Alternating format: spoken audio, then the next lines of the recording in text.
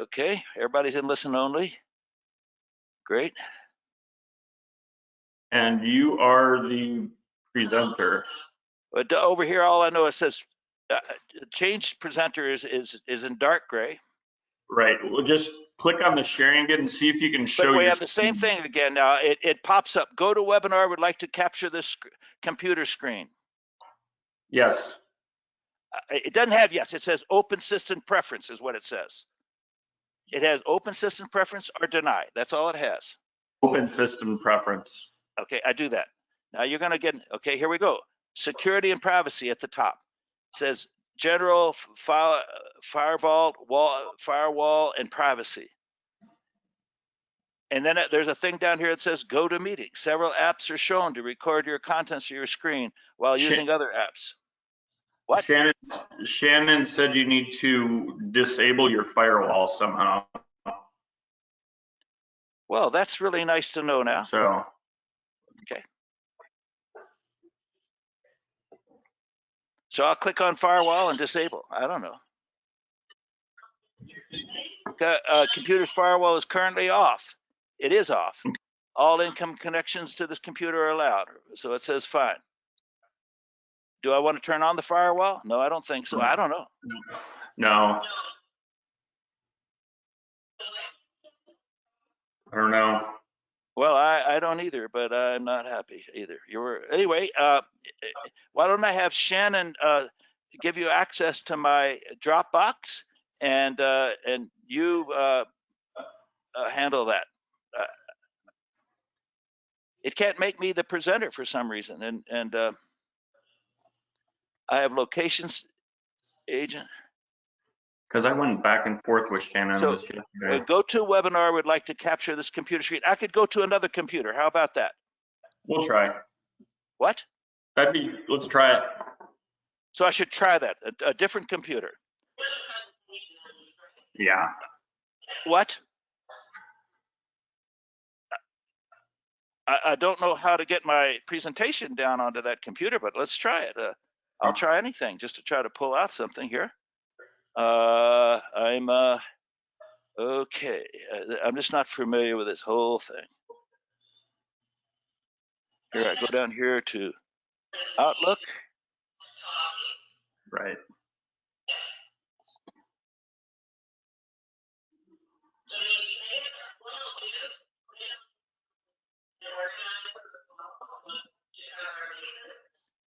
Okay, I'm coming in on this computer now.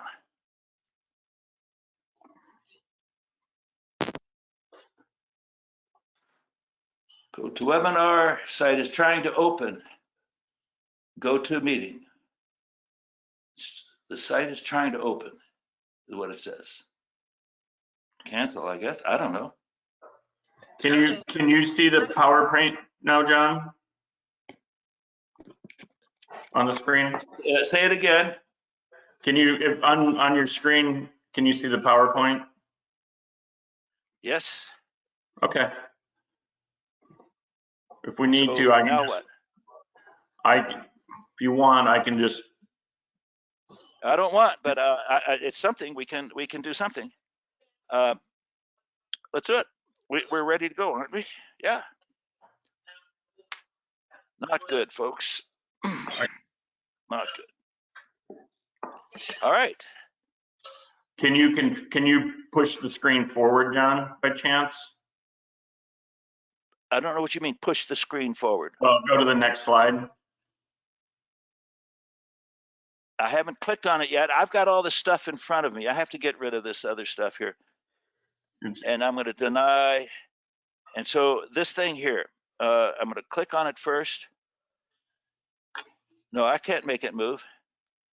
Yeah, it's because I'm the presenter right now. This is your PowerPoint. Let me see. I know that. I got that right. Well, at least you got it. We're okay.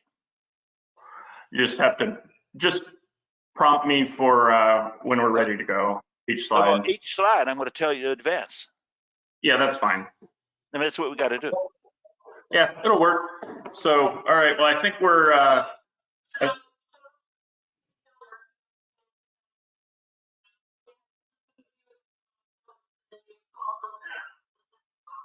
Oh, Okay.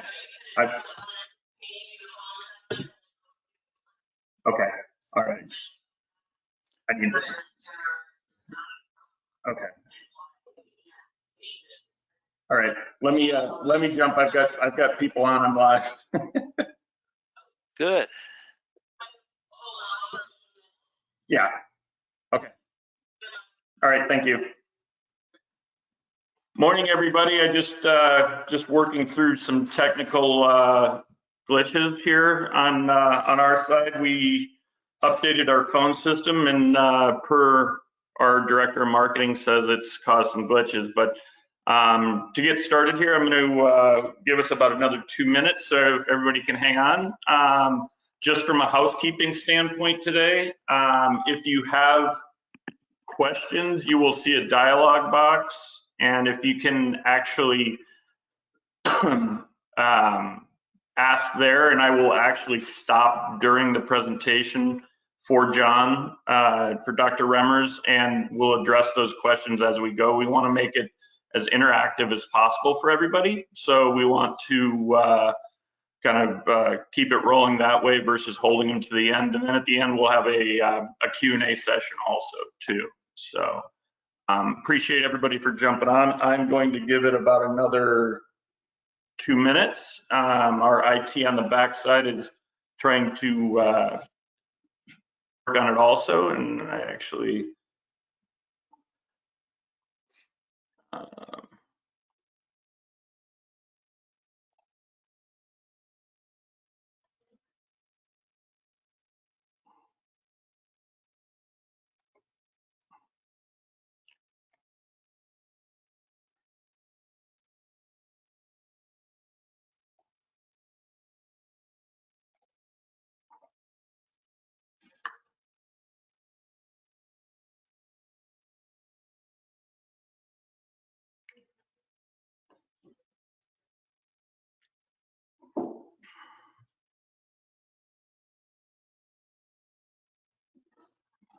believe everybody can see the screen. I'm getting some text from attendees already, so that's a good sign. I'm going to wait just a few more minutes. We're going to wait till 5 after 10. Appreciate everybody's patience on this, and then we will get going. John, can you check in so I can hear you yet, please?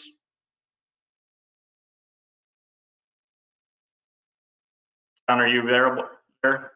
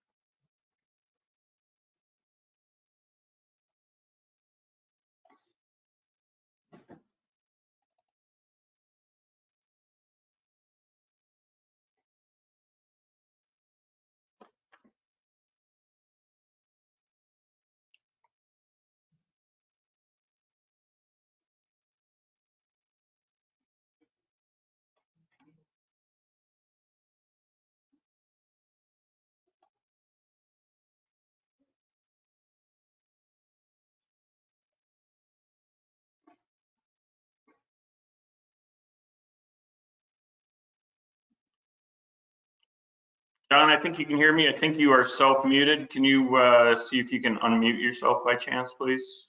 Or staff audio.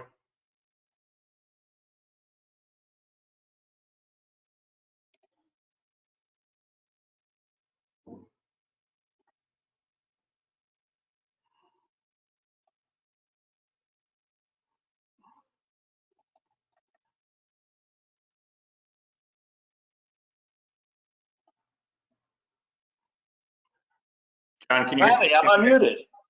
There you are. You're good, John. It went crazy.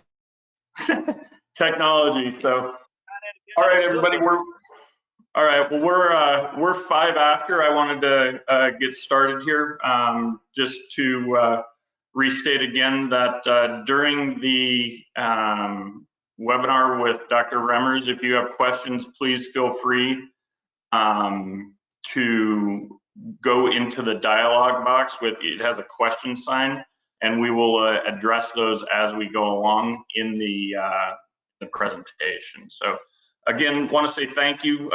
Both Great Lakes and Zephyr are excited to have Dr. John Remmers speaking today. Beyond AHI, does the index tell us all we need to know about sleep apnea?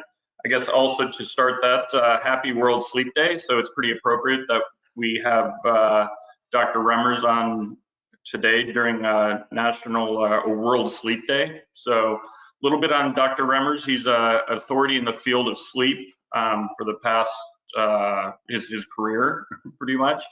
Has a claim to have discovered sleep apnea, but then also jokes. He says it's up for debate. So Okay. he has a long academic career and has focused the last 20 years in the dental sleep medicine space. He's an inventor and innovator to help create better health through better sleep with the dental community.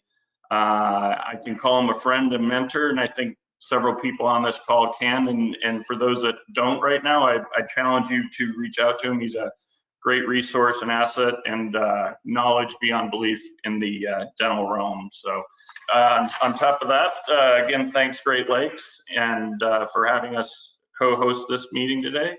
And we have about an hour and a half in queue, and we'll just kind of go from there. So thanks again for joining us, John, and it's all yours. Thank you. Good morning, everyone. It's a pleasure to be with you and hope you enjoy this session. I'm going to tell you about the index AHI. I'm going to tell you about some new views of sleep apnea, and I'm going to tell you how you can best apply oral appliance therapy to sleep apnea. I'm going to have to ask Matt to do the slide. So next, Matt. And it means I'm not going to be able to point to, so that's good. So I have conflicts of interest, folks. A big one. I'm a part owner and chief medical officer of a company that manufactures a dental titration device. I'm going to tell you about it. I don't feel badly about the conflict because, for one, if you're going to change the world, it turns out you got to have something out there. It's not just my ideas that will change the world. So I'm into trying to change the world, in fact, through dentists, one dentist at a time, so to speak. In addition, there's no competition for this device, and so I don't have to weigh this one device that I invented versus another device. So I think this is okay. And thank you, Great Lakes, for putting this on. It's a real pleasure. Next slide. Next. Yep. Okay, we're going to here are the objectives. We're going to review the pros and cons of AHI. I'll tell you about that. Dispel the mystery and confusion surrounding what we call loop gain in sleep apnea. And this is very important, new ideas about sleep apnea that I'm going to introduce you to. Envision a future where polysomnogram actually provides information that allows precision measurement and management of sleep apnea. So the whole idea of understanding sleep apnea better through a polysomnogram, I'll introduce you to that. Next. Oh my Lord. Okay. Personal retrospective. I claim to have discovered sleep apnea. It was a young Remmers working alone in the University of Texas in the middle of the night, saw a guy who had some sleep apnea, and the shocking revelation was that he had near fatal hypoxemia. His oxygen dropped to severely low levels. Next. Sleep apnea begins with the Pickwickian syndrome. Actually, when I was a medical student, so that would be in the 60s, late 50s, 60s, at Harvard, where I was, there was some professors who said, we're going to describe this new syndrome, call it the Pickwickian syndrome for Joe the Fat Boy in the Pickwick Papers of the Dickens novel. And that Joe was always falling asleep. And so they said, we have these syndrome. This means that certain things sort of travel together. It's cardiorespiratory failure, morbid obesity. Obviously, this guy is morbidly obese, means he's going to die. Severe daytime somnolence. And they didn't know what was causing it all. And in fact, they said This is a syndrome, and we think it's the fat on this guy's chest and abdomen that is making it hard for him to breathe in. It's a mass load, and that's causing him to not ventilate enough, and that's causing him to have cardiorespiratory failure. Well, that was a stretch, to say the least. And then when somebody asked him, well, why is this guy sleepy? They had no answer. They said, oh, maybe it's CO2 narcosis because the CO2 was like 80. Well, this is all far-fetched. In the next slide. In the 70s, look at the very bottom, the obstructive sleep apnea was found to be the underlying cause. So here's the deal. The big professors at Harvard never even walked in the patient's room at night to see why he might be sleepy through the day. So the bottom line is that there was a syndrome that started sleep apnea, and I go on to the next slide. I was the first one who really investigated this, and I showed that the problem was in the pharynx. That's where the obstruction was. Well, first of all, it was obstructive, not non-obstructive. So I showed that. Then I showed the obstruction was up at the level of the tongue and soft palate, and measured pressures and EMGs of the various pharyngeal muscles. And we had a paper that sort of started the whole new field of sleep apnea, obstructive sleep apnea. It all started with this paper. Next slide, please. We had a grand consensus conference. I chaired it, and Dr. Gilmano was the one of the heavy investigators of sleep apnea at the time at Stanford. And Dr. Gilmano went on to, of course, be a very, very famous fellow, much more famous than I am for sure. And he invented the apnea hypopnea index more or less and brought it to this consensus conference that we were having. And he told us what it was going to be, and he just invented it out of whole cloth. I mean, this is the way it was going to be. So that was pretty scary for me because I didn't like all of the features of it, but nonetheless, it was accepted by the conference, and the polysomnographic methods were set up there. Next slide. And so then about this time, I'm going into history now because it's really relevant. I met Dr. Alan Lowe, Dean of Orthodontics at University of British Columbia, an inventor of the first adjustable appliance called Clearway, Mandibular Protruding Appliance. And Great Lakes was making that device.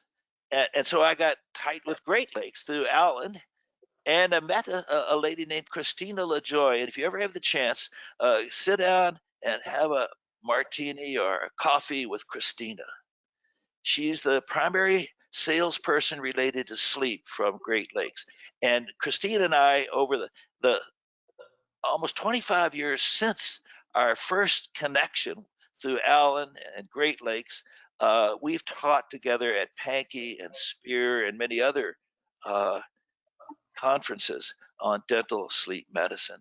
So this is for me a great pleasure to be here today and sort of inaugurate our partnership between Zephyr and Great Lakes Dental. Let's go on. Next. I want to bring up that we had toward the end of the 20th century some real active stuff going on. First, Sullivan discovered Cpap. That was in '82. I invented the first electronically controlled Cpap machine. I reinvented or modified that to invent an auto Cpap device, which is still on the market today. I don't make any money from it, but Respironics Philips makes the auto Cpap that is my technology. And finally, my colleagues and I here at University of Calgary invented the first valid home sleep apnea recorder. So we had a pretty active go there at the end of the 20th century. Next, at the beginning of the 21st century, we carried on, but I moved over into the dental sleep medicine field. And with my colleagues at Zephyr, we invented the first polysomnographically based theranostic testing device. That's a big mouthful. Theranostic means we're going to try to get information not for diagnosis, but for therapy. So I'll use that word theranostic repeatedly here. And it was a polysomnographically based device that would let the physician and dentist know if the patient would respond to oral appliance therapy and what was the level of protrusion required for an efficacious therapy. We then moved on to invent a home theranostic testing device called Matrix Plus, and of course, both of these devices in lab and at home were validated by clinical trials, which were published and were FDA cleared. So the purpose of the Matrix Plus was exactly the same. Again, to allow you to identify in advance whether or not a patient would be a responder to oral appliances, and secondly, to know the position at which the efficacious response would be seen. And finally, just recently, we've modified Matrix Plus to eliminate the need for airflow, because the original Matrix Plus at home, the in-home test and device, required the kind of the oxygen catheter sticking up the nose. It's uncomfortable, and in addition, it was unreliable. It would come dislodged at times through the night. And so we simplified and improved the device by inventing algorithms which would allow us to get rid of the airflow measurement. And now as I'll show you, the device simply consists of trays you put in the mouth and an oximeter, and that's pretty much it. So that's where we are today, and I wanted to go through a bit of the history so you know where I'm coming from, and my goals in life are to invent and develop things that will have a positive impact on the diagnosis and care of people with sleep apnea. Next slide, please. Well, what is sleep apnea? Okay, let's start. It's a problem with breathing during sleep. Breathing. Pulmonary ventilation, we call it. It's a problem with pulmonary ventilation during sleep. Either you can stop breathing or you can almost stop breathing. Stopping breathing is apnea. Almost stop breathing is hypopnea. Next slide. And apnea is cessation of breathing for 10 seconds or more. It's real simple. Couldn't be more simple. This is just following what Dr. Gilmano told us how we should define these things. The hypopnea is a reduction, at least 30% reduction in breathing for 10 seconds, followed by a 3% dip, or it could be a 4% dip in saturation, or by an arousal. Now, what we're saying here is, with a hypopnea, we're really not sure if that was an underbreathing problem. And to be sure about it, we're going to look for a confirmatory event, a drop in oxygen that would follow, or an arousal that happened at the same time. So we're saying with hypopnea, we're going to need two things: the ventilatory change, but we're going to want, in addition, a change in oxygen saturation to follow that. Go on. Okay. What causes this? Now, sleep apnea is obviously an obstructive problem in the pharynx, but nowadays that view is the 1990 2000 view. Today, we're taking a broader view, and we find that more things are important than just the pharyngeal obstruction. There are other factors that are important, and I'm just going to talk about two factors then. One is pharyngeal obstruction. I'm going to tell you all about that. I know about that. And the other is feedback loop oscillation. And I'm going to tell you what I mean by that. But this is a disturbance in control of breathing, and they go together. They work together. Next slide. Oh, sleep apnea is a physically blocked airway that keeps the gas from entering the lungs when you try to breathe in. Okay, we can agree on that. Everybody that's on the call knows that. But I want to tell you that this airway is not just sitting out here on the table, or it's not just somebody who's anesthetized and paralyzed or something. This blocked airway is sitting inside a human being. And the human being's got lots of neural factors during sleep that go on when you block the airway. So that's the new stuff that I'll be telling you about. Next slide. Here's the simplest view of obstructive sleep apnea. It's from my original work. You have breathing. It's where it says V dot. Can you go down to that one up? That one there. So you have breathing. Move across to the right, and you'll see up, down, up, down. That's in and out. That's breathing in, breathing out. Up is in, down is out. And then at the red line, the breathing stops, and we have no breathing, flat line all the way across, and it's about a minute. And then you start breathing again. And when you start breathing, there's an activation, there's an arousal by the EEG at the top, there's activation of the EMGs, but you can see that we have a long period of no breathing, and you might ask yourself, well, what's going on? Why isn't this dude breathing? Well, you go down to the one that's the second to the bottom, where it says P. That's it. And every time above that, every time that tracing goes up, and that's esophageal pressure, the pressure inside the chest. And every time it goes up and down, that means that you're trying to breathe in. So when it goes down, that's a suction pressure that you're making to try to get gas to go into the lungs. And so you can see you have the up-down motion before the red line, but during the period between the two red lines, when there's no breathing, you can see the pressure still going up and down. This patient is still trying to breathe in, but can't.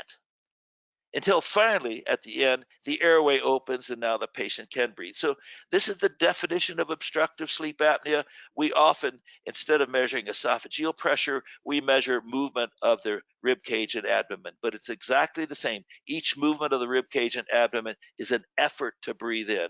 So obstructive sleep apnea, next slide, it is trying to breathe but being unable to breathe. We have something we call central sleep apnea, where we're not trying to breathe. The patient is not breathing, but he's making no efforts to breathe. You probably all know this. So in between the up, down to the left of the red line, that's breathing in, breathing out as before. But now in the box between the two, you have a flat line, no breathing and no effort.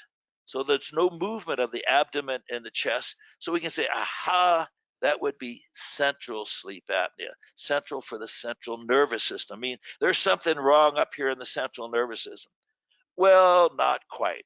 There's not a tumor or anything wrong in this person's brain. What's going on is we have a feedback oscillation. So I'm going to tell you in detail about this, but central sleep apnea is caused by an overshoot and undershoot of breathing and a delay in the feedback signal of oxygen up to the brain. I'm going to tell you about that in detail. But right away, we can see that sleep apnea isn't just obstruction. It can be there can be feedback loops that are involved. So I just wanted to raise that. So let's go on now. Next slide. Okay, what's with this feedback loop gain? Well, I'm going to tell you.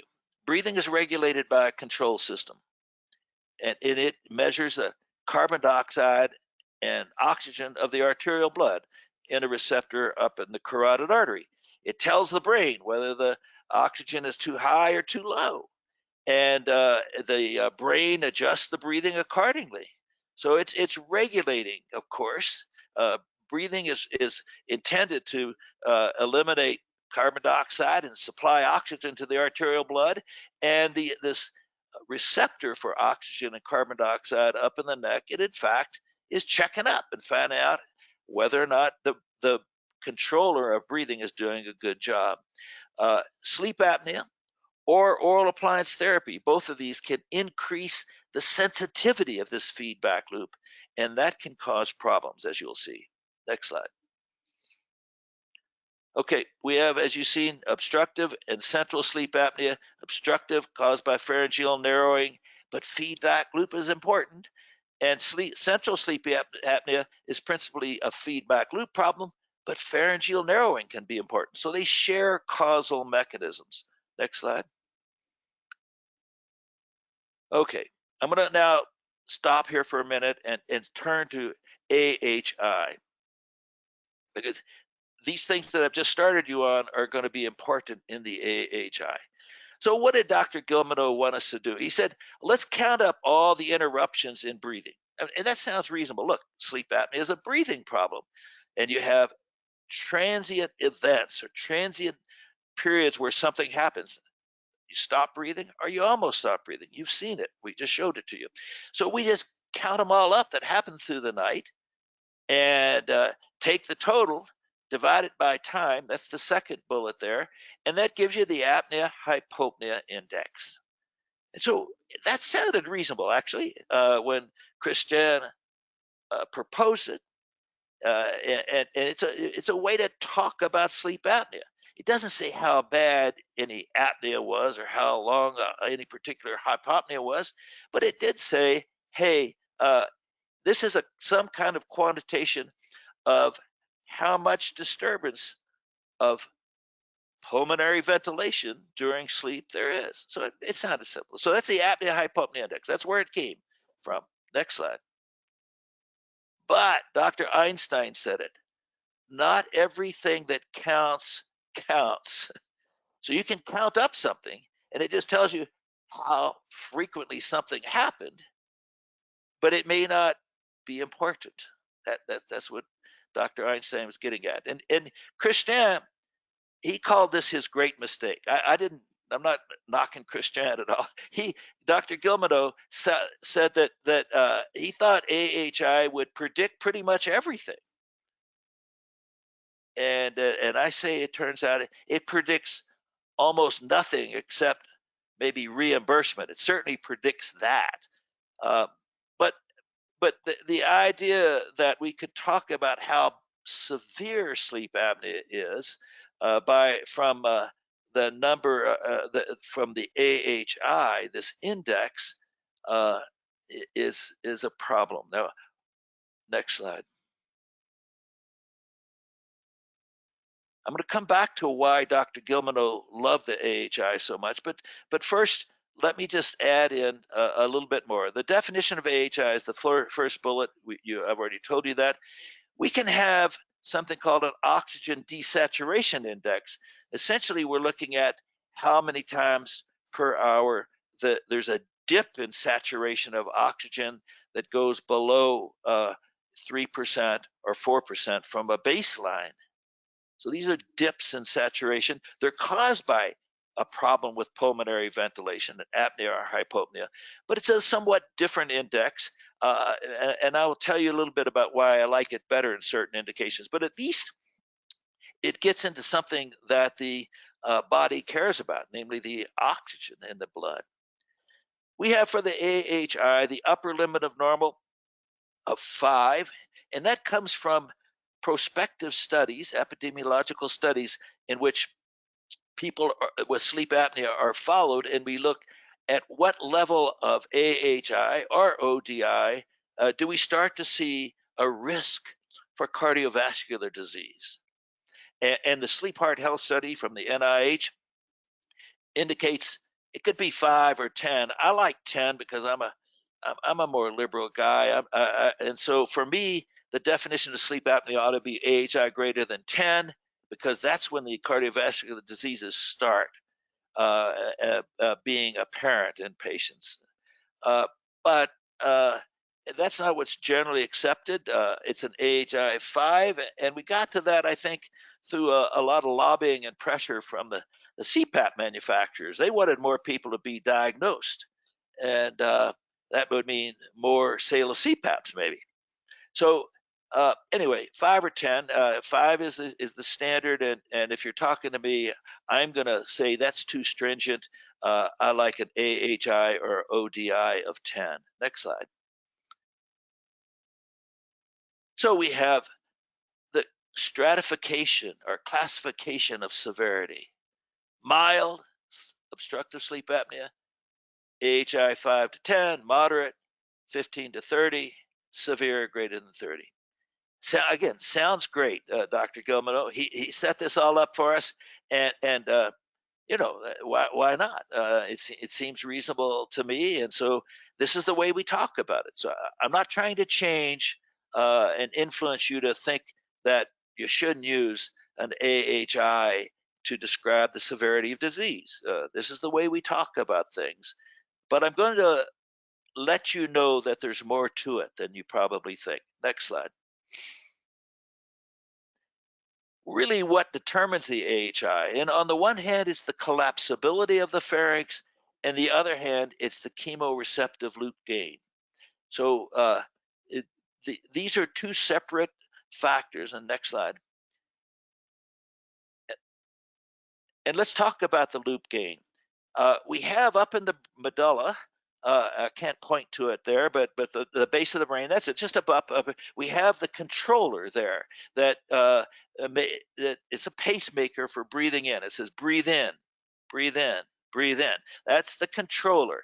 And that central controller projects down to the pump muscles that are going to cause you to make negative pressure and breathe in. In addition, it's going to project to the pharyngeal muscles, which are going to stiffen the airway and hold it open. Now, the oxygen in the lung is going to have the arterial, have a circulation that leaves the lung, goes through the heart, into the arterial system, and ultimately up into the neck carotid arteries where it contacts chemoreceptors. These are just the sense organs that say, hey, here's what the PO2 is. Let's forget about the CO2 right now. It's just the PO2. So it says, hey, the O2, PO2, or saturation, it is normal, high, or low. These are from the chemoreceptors. But there's a delay. We call it a circulatory delay for the blood to move from the lungs through the heart and out to the chemoreceptors. Once the chemoreceptors sense it, then they quickly send neural messages up to the controller, and the controller knows whether it's doing a good job or a bad job, whether the oxygen is high or low or normal, and it adjusts breathing appropriately. So it's the circulatory delay that's important, though. The controller is acting on old data, not current data. So it can't find out right now how its breathing is doing. It finds out after a circulation time, which is usually like 15 seconds. So that's a problem. It's making the controller is making decisions and adjustments based upon, in a sense, bad data, old data.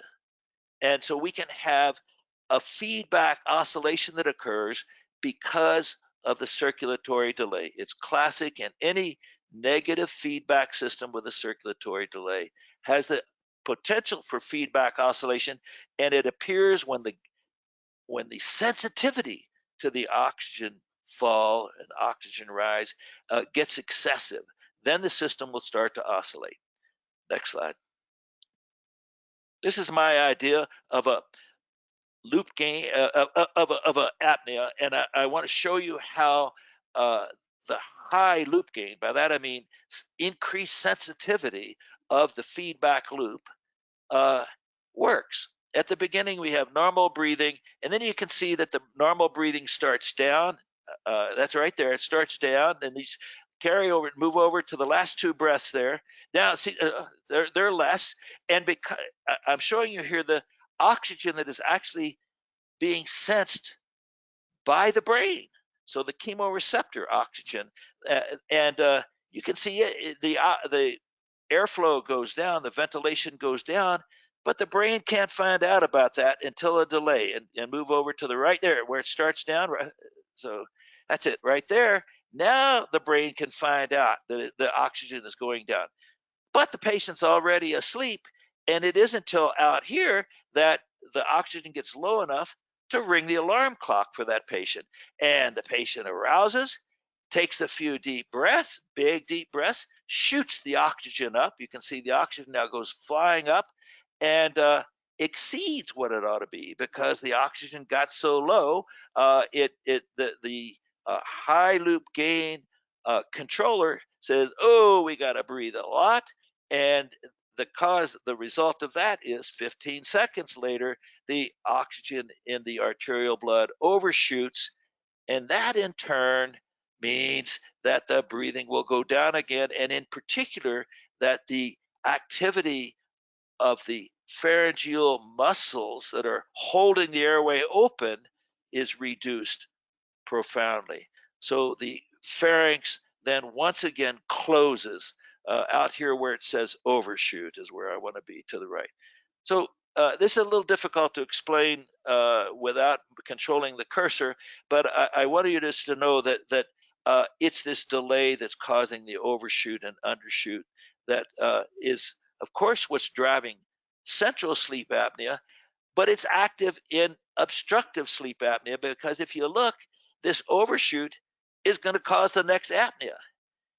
Even though it's an obstructive sleep apnea, that obstruction ends up causing the next overshoot. So that loop gain as well as obstruction will determine how many of these events happen throughout the night. Next slide. So what really determines the AHI? Let's get down to the basics, because it's the language, it's what we use. So everybody with sleep apnea has a high AHI. It's got to be greater than 5 or 10 at least, and they all have an obstructive pharyngeal airway if they have obstructive sleep apnea. There's an airway that is collapsible, excessively collapsible. But as I said earlier, this collapsible airway, you can't just say, oh, it's airway, and we're going to just talk about airway. I'm a dentist. I only want to talk about airway. That's what I know. I know the anatomy back there. Well, it's going to take more than that, because your decisions that you make are going to be based upon more than just the AHI, and that's because the collapsible airway, it's embedded in a human being. And the human being has these systemic factors, neural factors, that play a key role in determining whether one apnea leads to another apnea, leads to another apnea, whether you have a whole series of back-to-back apneas. And that's caused not by the obstruction. The fact that you have repeated apneas is not caused by the obstruction. It's caused by the neural factors. Next slide. I'm going to show you these factors. We call them endotypes now. By the way, don't get mad at me. I'm not inventing this, okay? Actually, my influence on this field sort of stopped when I was heavily into obstruction. And this comes more recently, the past 10 years or so, particularly out of the group at Harvard, but they're building on the work of Dr. Eunice, who was a previous partner of mine. So they call it endotypes. First it was phenotypes, but now more generally they call it endotypes. So the endotypes are simply features of a patient who has sleep apnea that are going to lead to the AHI, to the value of the AHI. So I say here the AHI reflects systemic factors plus pharyngeal anatomic features. There's no doubt about the anatomic or structural problem of a collapsible, narrowed pharyngeal airway. That's clear. We're not debating that. That's the first bullet down here. But there's 3 other endotypes that they've identified: high loop gain, low arousal threshold, and lazy pharyngeal muscles. I'm only going to talk about the first of these neural factors, high loop gain. A low arousal threshold and lazy muscles, you can actually think about them as being a subset of the high loop gain. They go along with it. So I'm urging you just to think with me about the 2 factors, collapsibility and high loop gain. But if you ask what's the principal determinant of the AHI, it's not collapsibility. So this is where it gets to be important for you. You imagine that when you apply an oral appliance, that you are in fact overcoming an obstruction in the pharynx. And in fact, that's what your therapy is doing. But the loop gain is still there at play and may actually be increasing in its activity. So it's important to realize that you can't think only about the AHI as collapsibility or obstruction and base your therapy around that. Next slide. So what's scoop with AHI? I'm just going to summarize here. It gives you the number of ventilatory disturbances per hour. That's clear. It does not correlate with symptoms. So that's Christian's great mistake. He thought that every time you had an apnea or a hypopnea, you would have an arousal, and that would disturb sleep, and that would mean that you're sleepy the next day. Reasonable way to think. Wrong, it turns out. It's not that simple. Can't go into why it's not all that simple, but AHI doesn't correlate with how sleepy someone is through the day. It also doesn't correlate with the severity of the anatomic problems. You can have someone with a very collapsible pharynx and very hard to open pharynx, and they can have a low AHI. So more severe anatomy does not mean higher AHI. And the AHI principally reflects the loop gain, and I'm going to show you a few cases about that next. So what's the scoop? We have chemoreflex control of breathing is the primary determinant of AHI in most patients, not in all, in most patients. Next. No, I'm sorry. Go ahead. Next one. That's it. Next one. So how about treatment? How does it interact with this new idea of sleep apnea, which is both, we have an anatomic collapsible problem and we have a loop gain problem. These are, they're going together here. And how does therapy deal with that? So let's deal with Cpap first. Next. Cpap works when you put positive pressure, it opens the airway, which becomes obstructive when you sleep. Next.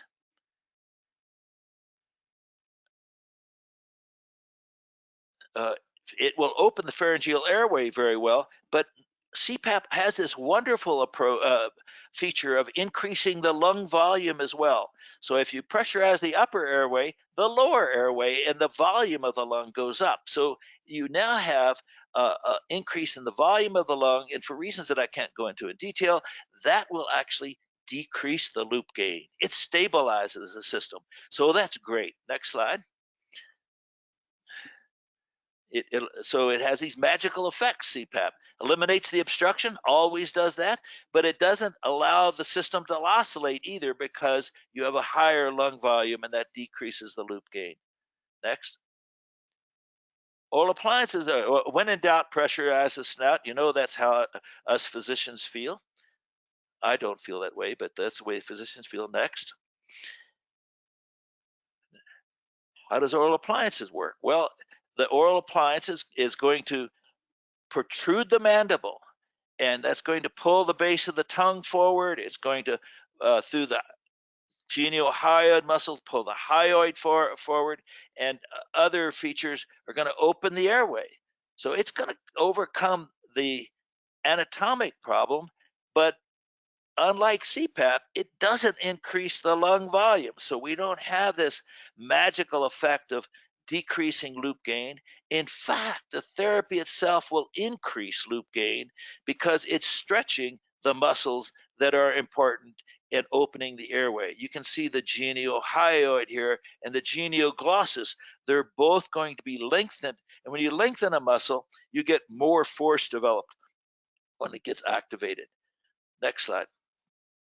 So we have to understand that oral appliance therapy works by dilating the velopharynx and oropharynx. There's no evidence for muscle activation by the movement, but there is clearly evidence now that you can increase the loop gain, and this can cause a paradoxical increase in AHI with protrusion. So all of you have seen this in some patients. When you protrude the mandible, you can actually see the AHI go up. And this is all thought to be before explained on some hokey anatomic explanation, which I don't believe is valid at all. What's really going on here is with protrusion, we can increase the loop gain and the AHI can go up on that basis. Next slide. I kind of view it like this. Here's mandibular protrusion on the x-axis, percent of maximum from 0 up to 100% of protrusion that you can do. And the AHI is shown here on the vertical axis. And as you protrude the mandible, you decrease the collapsibility. That's good. You're opening the airway, but you can increase loop gain. All I'm coming down to is saying, look, oral appliance therapy is complicated, much more complicated than we thought. And in fact, this is why you can't just look at somebody's AHI and say, oh, you have a lot of collapsibility, therefore we are going to try an oral appliance on you and we're going to pull it all the way out, or we're going to, you don't have much sleep apnea, therefore we will use an efficacious position that's much less than maximum. These sorts of inferences cannot be made because it's more complicated than simply AHI being dependent upon collapsibility. Next slide. So we're going to enter the new era, and I'm running behind on time here, but I'm going to speed up a little bit. We're going to have an era of sleep theranostics, and the purpose here is to say, look, we have this complicated system, and you can't, there's a wakefulness a factor that's important, so you can't look at people's airway anatomically through a cone beam, and you can't look at the baseline sleep diagnostic study to predict how outcome will go because of this loop gain. So we need a test that actually does what the oral appliance will do while the patient's asleep. That's what this mandibular titration is. Next. So we're going to accurately predict who and how to treat. We have a bedside tablet and a computer mounted on the belly. Next slide. It's called Matrix Plus system, and we are partnering with Great Lakes to sell this system.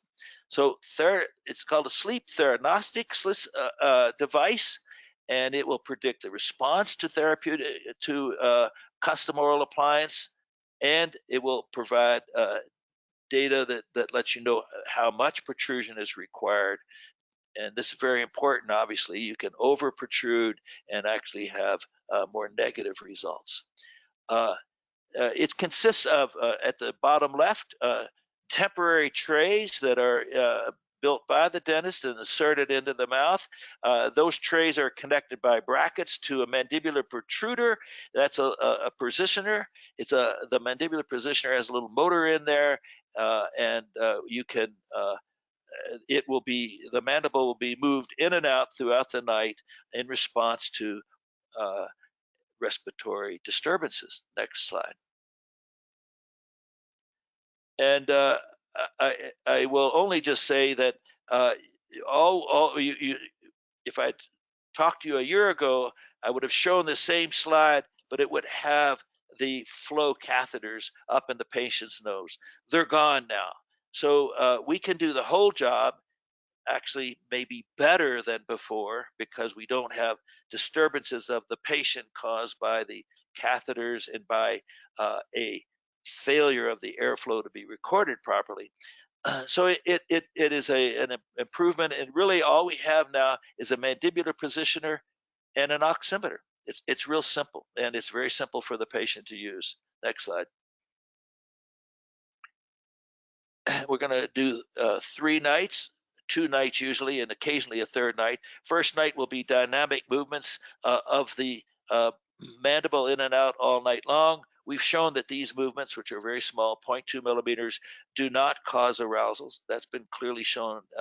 And so that first night will give us a preliminary idea of whether the patient's going to be a favorable responder to oral appliance therapy and what the amount of protrusion is that would be required to get that response. Then we carry out a confirmatory study, a static night where we're not moving it much, and we hold the patient mandible at this preliminary target and see how it goes. We might refine it, and if the computer decides that target or efficacious position is too much protrusion, then we'll carry out a 3rd night with some in a more retrusive position and attempt to reduce the target. Next slide. Let's. I think we want to talk. This just shows you the movement through the night. We have the oxygen saturation there, and then above that is the mandibular position. On the first night, it's going up and down, and on the second night, it moves out and holds it at a static position. Next slide. I think we can skip this. It's a very easy setup. Here's what you have is a connection between the patient, your office, a sleep ND if you want it, although we don't think this study has to be interpreted since it's solely related to the, the therapy with mandibular position. But these are all connected and allow a convenient and efficient interaction with your office with other folks. Next slide. First case. This is going to be fun. Medical history is a 46-year-old male, snore and scalloped tongue, inflamed uvula. So that's typical. And the patient profile clinically is BMI of 27, neck circumference 16. Epworth sleepiness scale, you know that it goes from 0 up to 24. It's how dozy the patient is. And this patient is not very dozy. 8 would be he's mildly dozy. Stop bang shows that probably has sleep apnea, or the good chance of that. And let's just go and have next slide. Have a look at his diagnostic study. Now, you can do, if you don't put the mandibular positioner in the mouth for the patient, you can carry out a standard level 3 home sleep apnea test. That's what we're doing here. This is the full night trace of a diagnostic study carried out by Matrix Plus. And the top trace is the blue is, of course, the oxyhemoglobin saturation. And the yellow is that each vertical bar, it means that there was an apnea or hypopnea. And you can see he has nonstop respiratory events, apnea or hypopneas, all night long. This guy had an Epworth sleepiness scale of 10. So this is why, so he's got an astronomically high apnea hypopnea index, but his symptoms are very, very mild. The next tracing down is airflow. Below that is pulse. Below that is effort around the abdomen, and below that is snoring. So then below that would be the body position. So he's on his back the whole night.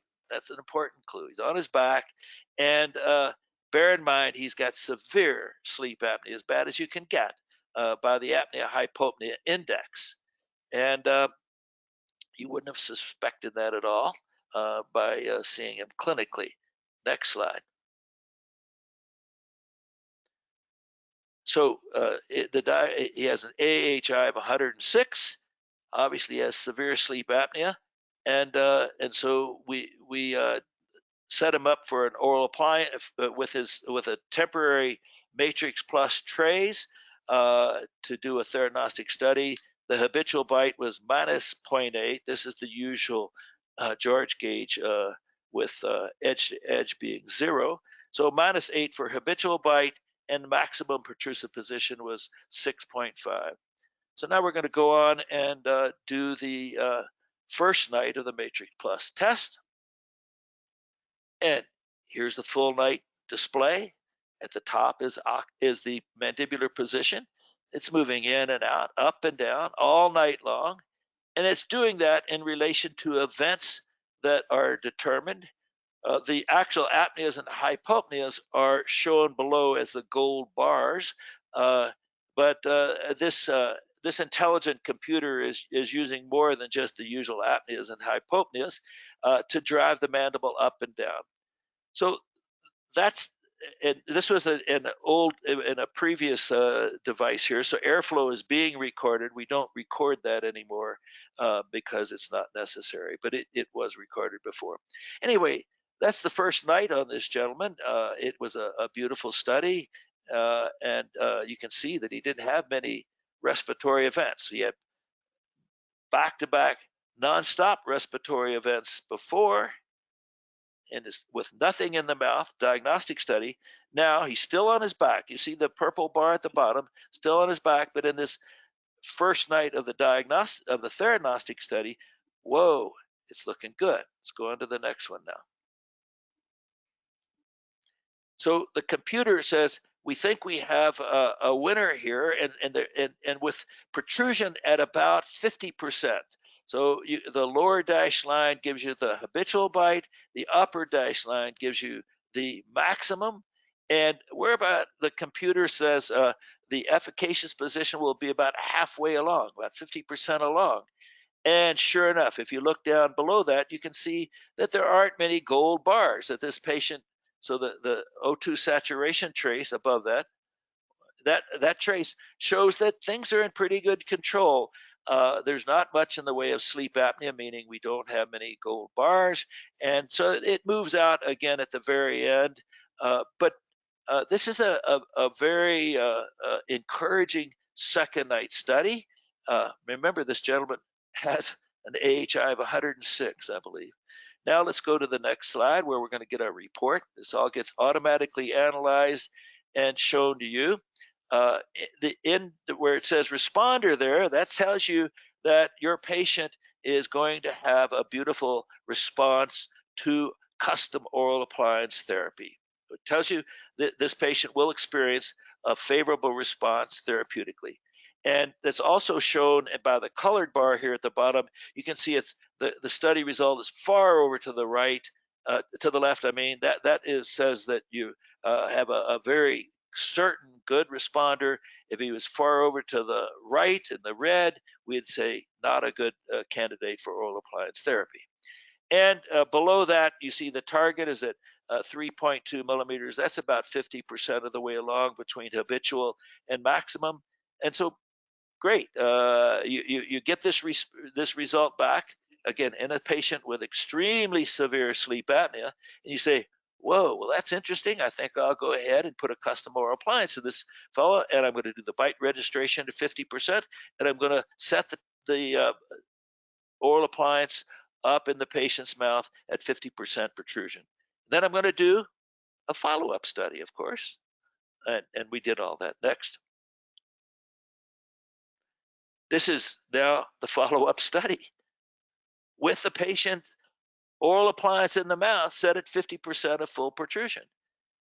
And remember, he had back-to-back apneas before. He's on his back still. Now he's got virtually no apneas or hypopneas, no ODI, and apneas and hypopneas are also low. Next slide.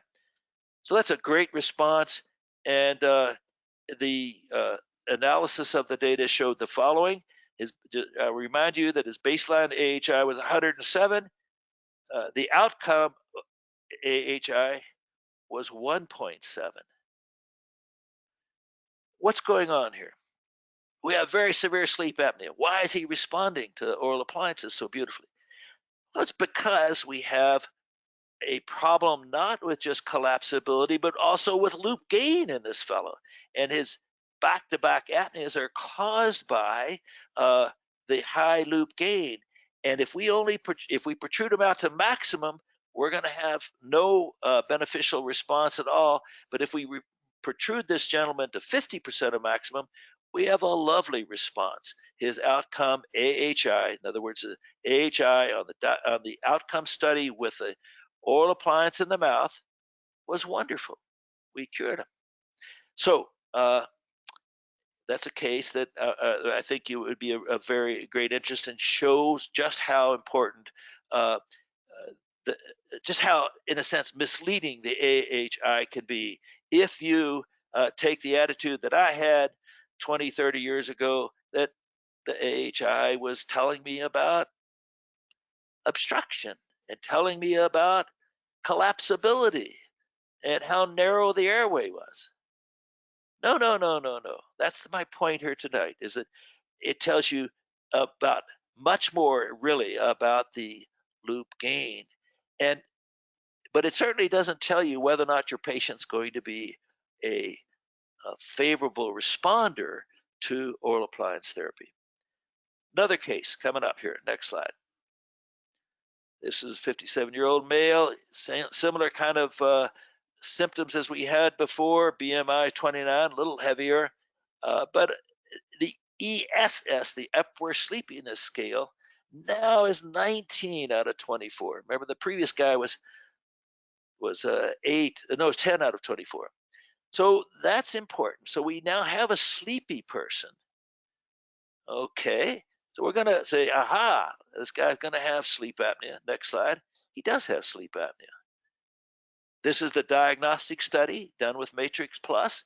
And at the top here, again, all the gold bars mean that we have a respiratory event.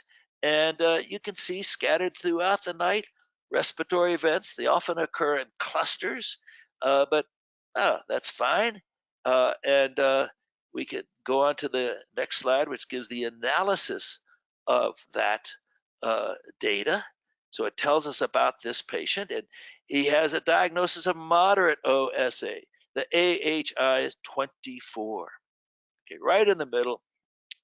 If you say, I got my eye on this guy, he's only got moderate OSA. That previous fellow had super severe sleep OSA. This one's only moderate, so he's probably going to work out fine with an oral appliance. So we're going to do a matrix study, though, just because we're not certain about that. And we start with, we do the build the matrix temporary trays. Habitual bite is -1, and maximum protrusion is +6, 7mm range of motion. Next slide. And here's the full night theranostic test. The top is the mandibular protrusion. And you can see he runs right up near the maximum. The dashed line up there at the top is +6. That's maximum for him. The dashed line, there you go, right there, that dashed line. So he's getting driven right up near the top because he keeps having respiratory events, and the respiratory events don't respond well to mandibular protrusion. So we say, oh, that's not good. We're not sure he's going to be a responder. Let's go on to do another night now and set him out near maximum. So the computer decides that it's going to set him at something near, start near 50% and step out to near 80%. And you can see he still has respiratory events all the time. So that's not encouraging. So let's see what the computer thinks. There's an artificial intelligence analysis of all of this data. Next slide. Of the 2 nights of theranostic testing. And it says right here in the where the red bar is, non-responder. And he's over here in the kind of between the yellow and the red in the non-responder scale. So not awful, but nonetheless, the prediction is you can put a custom appliance in this patient and protrude them out to maximum if you like, and you will not have a favorable therapeutic response. And that's what happened over here. I won't show you the outcome study on this patient. I'll just say the outcome AHI. That's the AHI with a custom appliance in the mouth, protruded to maximum, 20.5. So we didn't have a good response. We still have moderate sleep apnea. Maybe we helped him, maybe we haven't. Who knows? But all I know is this sleepy fellow is likely still to be sleepy. If it's the sleep apnea that's causing his symptoms through the day. But the important thing is we've correctly predicted non-responder for this patient. We know that we shouldn't move on, that there's no that we will not be happy with the therapeutic outcome in this patient. Has nothing to do. He's only got moderate sleep apnea. Next slide, we're going to show you a little bit about the certainty. So we have, I like this idea that we provide certainty, no guesswork about treatment outcome and treatment configuration. You know where to set the mandible, and you only do your oral appliance when you know you're going to have a favorable therapeutic response. Next slide. I'm going to just skip these 2. I don't think we have time. We've done 5 clinical trials, suffice it to say. We're big on data. The next slide. And I just want to show you the results of one clinical trial here on 58 patients. And these are at the top. You have the accuracy. What we do is do have a group of patients with obstructive sleep apnea. Everybody receives a Matrix Plus test, and then everyone receives an outcome or custom oral appliance. And we look at the agreement between the predictions and what actually happened. If you go down to sensitivity and specificity here at the bottom, you can see the sensitivity is 0.91, 91%, and the specificity is 1.0, 100%. And what that means is we never have any false positives. We never say the 100% specificity says you'll never undertake oral appliance therapy and be disappointed in the outcome. They're all going to be successful, those that are predicted to be successful. And then you have sensitivity of 91%. That means that with a small percentage of exception, every time you say someone will not be successful, they will not be successful. You're not going to undertake treatment on them. So there are a small percentage of false negatives, and it varies between 5 and 10%, something like that, of false negatives. Next slide. I think we're going to wind it up here, folks. Now, I want to first give you the idea of the predictive accuracy regarding efficacious protrusion. So when the computer analysis says set the mandible at 70%, how often is that correct? How often do you have to protrude more? So we're going to show that right here. On the x-axis is the predicted efficacious position. It's how much protrusion was predicted to be needed to get the therapeutic response to be favorable. On the y-axis is actually what happened. How much protrusion did it take to achieve the efficacious position with a custom appliance? And if you lie on that line there, it means that it's the line of identity. It means that the target protrusive position was the efficacious position. So the value that the computer gave you was in fact enough to get the job done. It was efficacious.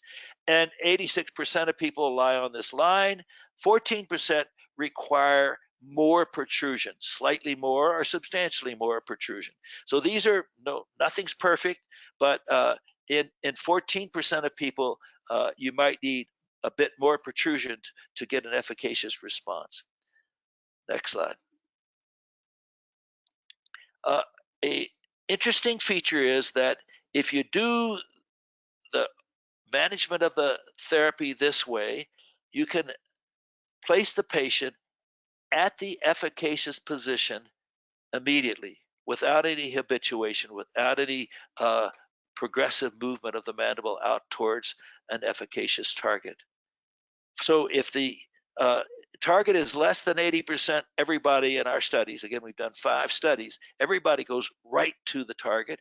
If your target that you're going to set the patient at is between 80 and 100%, then in some patients, like 20% of all patients in this group, you will need to move in some stepwise fashion out to the target.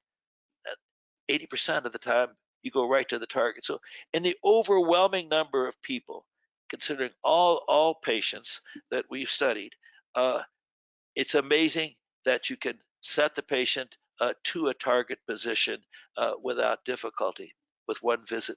Next slide. And this we lead to something called set it and forget it. I don't mean to say you forget about the patient at all.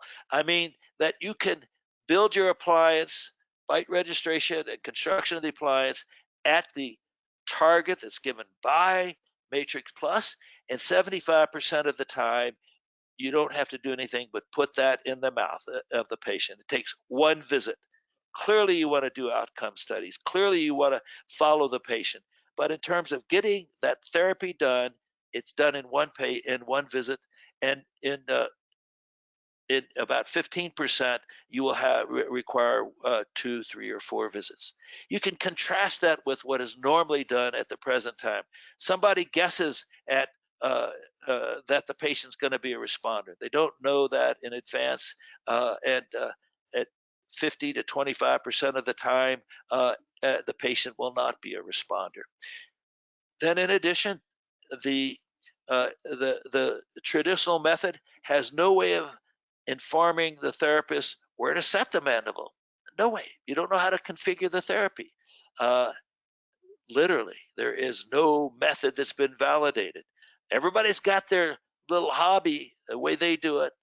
Some people have a Goldilocks position. Some people do it based upon speech or whatever. Take your pick. All unvalidated. This is the only validated method for determining an efficacious position. And we're right 86% of the time. Okay? Not 100%, but we're there spot on 86% of the time. So I want to just let you know that the efficiency gain is huge. And this really is important not only for the economy of your practice and your office, but also for the patient experience. Not having to return and not having to keep adjusting the appliance and then wait for an aha moment and then do another test. No, we're not there yet. Keep adjusting. Oh, stop snoring now. We're going to do another a home sleep test, or go back to the physician. It's not like that. We don't have to do that. We can get it done with one visit, and then a follow-up test is important. Next, I'm going to close now. So everything I've told you so far, I think, is very strongly evidence-based. But I'm going to emphasize that we're the only method for predicting outcome and efficacious mandibular position. There is no other method that works at all, that has anything like the accuracy we have. And we have specificity of 100% and sensitivity of 91%. The FDA considered us a new class of a medical device, and we had to do 2 clinical trials to convince them that this was safe and effective. And it certainly fits well with the digital workflow for oral appliance therapy. Next slide. It's idiot-proof. And what I mean by that, it's a simple at-home technology. It's just an oximeter and a mandibular positioner. We have bedside instructions with a tablet that makes it all extremely foolproof and easy. And then we have cloud-based transmission of data, automatic analysis, and display. It all goes extremely well, extremely smoothly. Next. It's bulletproof. Well, we've done 5 trials, clinical trials. Each of those between 50 and 100 FDA level trials. Then, in addition, over 1,000 tests. The system is installed at around 400 sites around North America. The recent device uses only O2 saturation, no airflow. I've mentioned that. That's all FDA cleared. And we have demonstrated real durability and reliability in the field. So I just want to say it works. Don't worry. Next. And conclusions. Commonly used methods in awake patients and in diagnostic studies appear to have very little predictive power selecting patients for oral appliance therapy. Everyone agrees with that. There's no debate about that.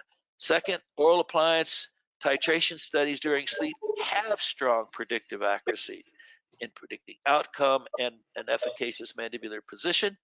And finally, at-home auto titration diagnostic study is now available, FDA cleared and ready for you to use with real strong support from Zephyr in getting it set up in your office.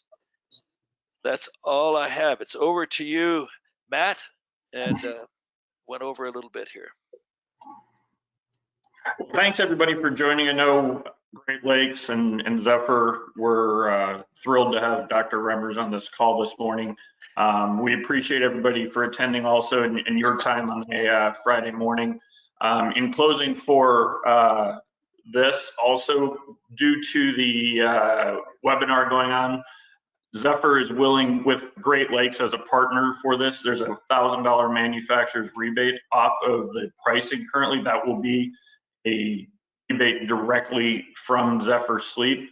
You can see manufacturer's rebate valid through March 31st. We can put it to April 1st because it's April Fool's Day and my twin's birthday too. So we do pay that out upon setup, meaning once you have set your onboarding protocol, not finish of your onboarding, and we can walk through that too. So little extra something for March Madness with a manufacturer's rebate. Also wanted to thank Great Lakes and their advocacy for us within the sleep realm. Obviously, Great Lakes is 25 years of providing clinical proven sleep appliances. Here's some of the appliances available through Great Lakes. And I want to thank Brian Williams again for helping host this with us too. You can reach out obviously to Great Lakes, contact information, Brian K. Williams, email bwilliams@greatlakesdentaltech.com. We will be having a follow-up email for everybody. The webinar will also be available in that link, as we did record it for the entirety of Dr. Remmers on this call. So sorry again for running a little bit late and some technical issues, but that's the new norm, it seems. But we want to thank everybody for attending. Looking through the text box, doesn't look like there's been any questions as of yet. But again, I think with that, we will close this session, and appreciate everybody for jumping on. Please reach out to Great Lakes for your questions regarding Matrix Plus, and Zephyr Sleep is here as a resource with Great Lakes to help you get more education on the Matrix Plus and how it works into your workflow in your office and your sleep practices. So thanks again, everybody. We appreciate your time, and enjoy your Friday. Thank you. Thank you, everybody.